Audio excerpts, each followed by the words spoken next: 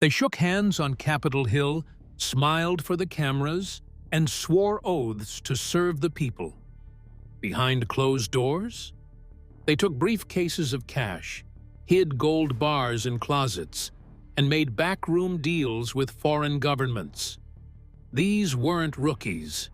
They were senior senators, some with decades of power under their belts. These are some of the most corrupt U.S. senators who got caught in massive scandals. Let's start with the most recent, the most shameless, and maybe the most surreal. New Jersey Senator Bob Menendez didn't just get caught with cash. He got caught with gold bars. Actual gold bars. In 2023, the FBI searched his home and found nearly $500,000 in cash stuffed in clothes, closets, and safes. There was also a brand-new Mercedes in the driveway. Prosecutors say it all came from a group of businessmen connected to the Egyptian government.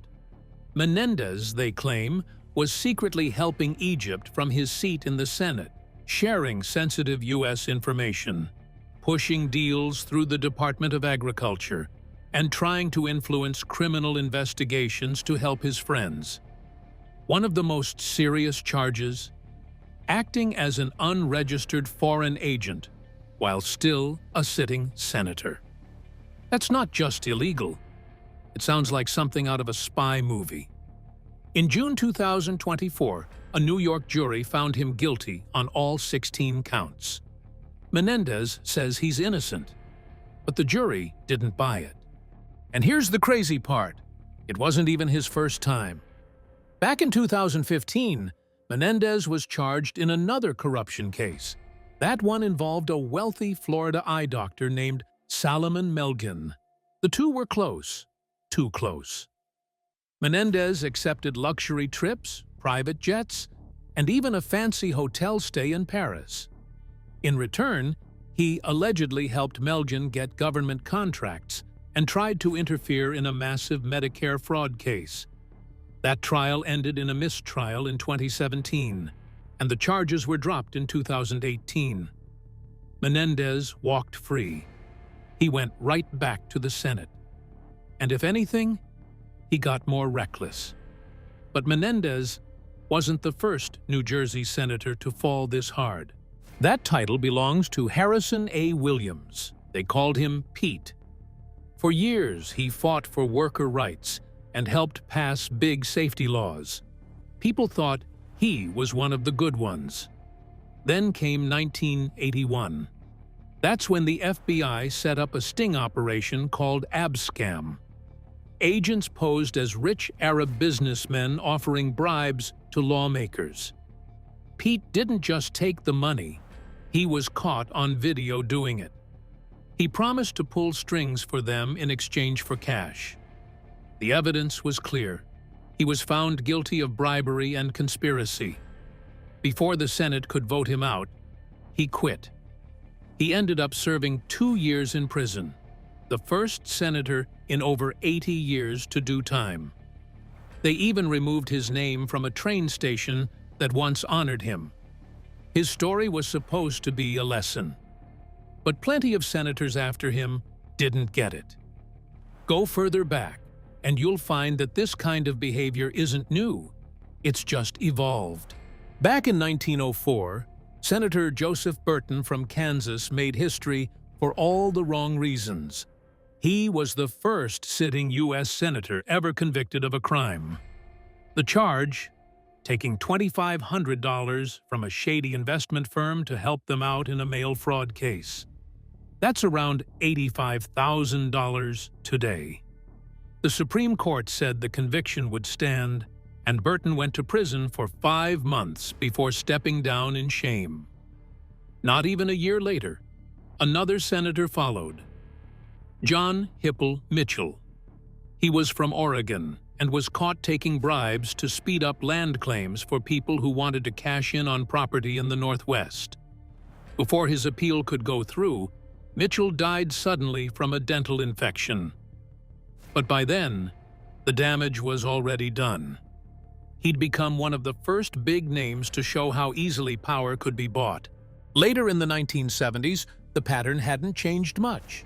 Senator Edward Gurney from Florida, one of Nixon's Republican allies, was indicted in 1974. Prosecutors said he'd tried to squeeze contractors for illegal campaign donations in exchange for help with federal housing deals. Gurney beat the case in court, but the scandal stuck. He didn't run again, and his time in politics quietly ended. Then there was Senator David Durenberger of Minnesota. In the early 1990s, he was caught exploiting the system in a more subtle but equally illegal way. Durenberger was billing the federal government for travel and housing expenses tied to nights he spent at his own home. Essentially, he was reimbursing himself for sleeping in his own bed. He pleaded guilty to 5 misdemeanors and was censured by the Senate. No jail time, but his reputation was toast. He didn't seek re-election. It wasn't always about money. Sometimes it was just about power. One of the strangest cases in Senate history goes back to 1807, when Ohio Senator John Smith was accused of treason. He was allegedly working with Aaron Burr. Yes, the same guy who shot Alexander Hamilton to build a whole new country in the American Southwest. Burr got off. Smith didn't. The Senate tried to kick him out, but missed by 1 vote. Still, the pressure was too much. He stepped down and became one of the only senators ever accused of turning against the U.S. 2 centuries later, the corruption hadn't gone anywhere. In 2008, Alaska's Ted Stevens, who held the record as the longest-serving Republican senator, was convicted for hiding gifts from an oil company. We're not talking small stuff. This included home renovations worth over $250,000. Stevens said he paid for everything. The jury didn't believe him. But then it turned out the prosecutors had hidden important evidence. The case got tossed in 2009, but his career was already wrecked. He lost his seat and died in a plane crash a year later. Not every case stuck. In 1993, Texas Senator Kay Bailey Hutchison was accused of tampering with government records from when she was state treasurer. She went to court and walked out clean. No conviction. No jail time. She kept her seat and stayed in office for years. And yet, even with all this history, even with all these examples, the cycle keeps spinning. The money keeps flowing. And the people who get caught? Most of them never really go away. Take Bob Menendez. What's he doing now? Running as an independent, still trying to keep his seat in November. Even as Democrats beg him to step down. Even as he becomes a walking ad for everything wrong with the system. Let's talk about someone who flew under the radar but still left a mark. Senator Daniel Brewster from Maryland. Back in the early 1970s, Brewster got caught doing what too many politicians still try to do: turn influence into income. He was charged with accepting illegal gifts from a lobbyist while serving in the Senate, what they called gratuities, but what most people would just call payoffs. The charges said he took money and other benefits in exchange for helping certain business interests push legislation through. In 1973, Brewster was convicted and sentenced to up to 6 years in prison. But then came the appeals. A year later, that conviction was thrown out on a technicality. He didn't go to prison. Instead, he entered a no-contest plea to a lesser charge, paid a $10,000 fine, and walked away with his law license still intact. No jail, no dramatic courtroom moments, just another quiet exit for someone who was supposed to serve the public. Then there's Larry Craig. The Republican senator from Idaho didn't get caught taking money or handing out favors. He got caught in a moment that was more personal, but just as damaging. In 2007, Craig was arrested at the Minneapolis airport during a sting in a public restroom. When the story hit the news, he tried to explain it all away by saying he just had a wide stance. But what made things worse wasn't what happened. It was how he tried to spin it. Craig had spent years voting against LGBTQ+ rights, standing behind legislation that hurt the very people he was secretly trying to connect with. He quietly pled guilty to a lesser charge and then tried to take it back once reporters caught wind of it. But by then, it was too late. His colleagues backed away, his reputation took a hit, and he decided not to run again. He became a symbol, not just of scandal, but of hypocrisy.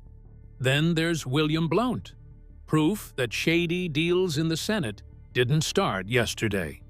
Back in the 1790s, Blount was a senator from Tennessee, one of the first to ever hold the job. And what did he do with that early power? He quietly tried to get Native American tribes and the British to help take Spanish-held Florida and Louisiana. Why?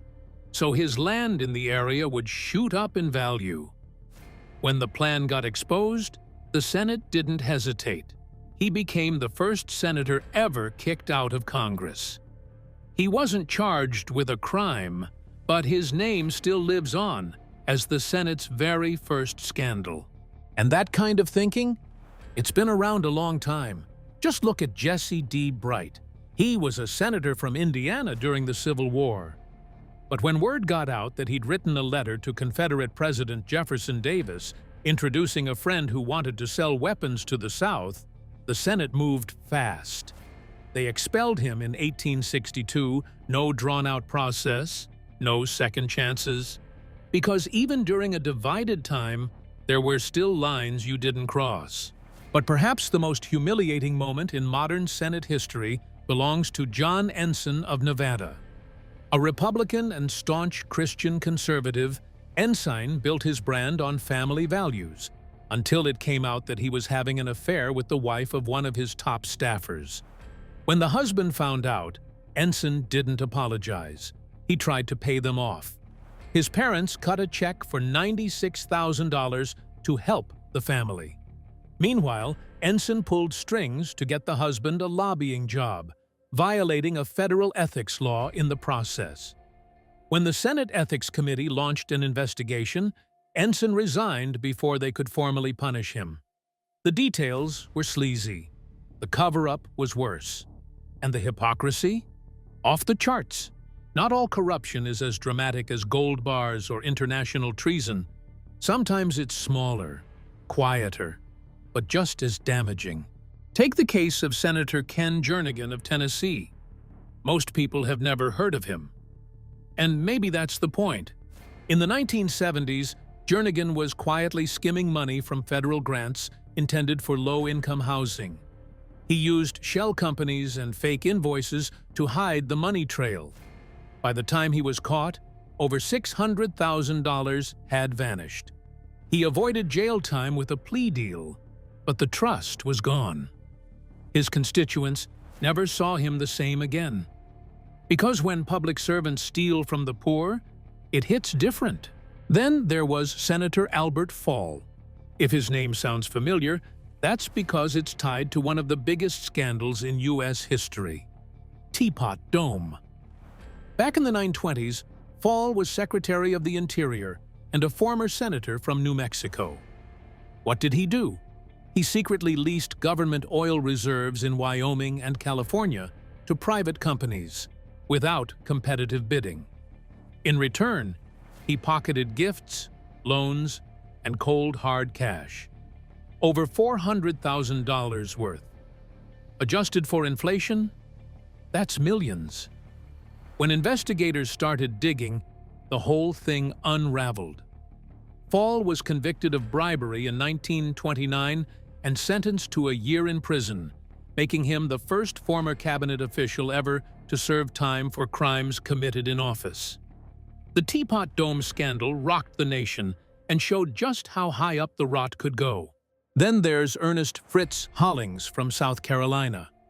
Now, Hollings wasn't convicted of anything, but that doesn't mean his hands were clean. During his long Senate career, he took tens of thousands in donations and gifts from companies he was supposed to regulate. Critics pointed out the cozy ties he had with telecom and defense contractors, especially during key legislative votes.